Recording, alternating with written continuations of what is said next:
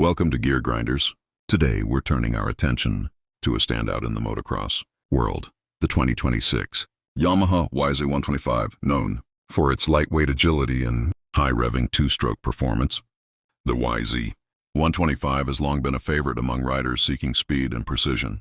The 2026 model builds on this legacy with refined handling and updated features.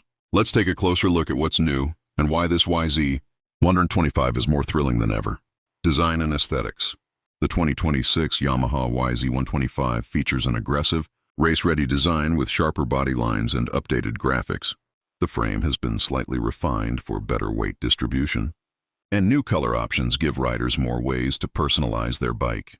The front fender, side panels, and seat have been redesigned to improve ergonomics and airflow, ensuring the YZ 125 looks as fast as it feels on the track. Performance and powertrain. At the heart of the 2026 YZ 125 is a high-performance 125cc two-stroke engine that delivers instant throttle response and exhilarating acceleration. The engine has been tuned for smoother power, delivery, and improved mid-range performance. The lightweight chassis, upgraded suspension, and improved brakes make handling sharper, allowing riders to tackle jumps, berms, and tight corners with confidence. Safety and technology.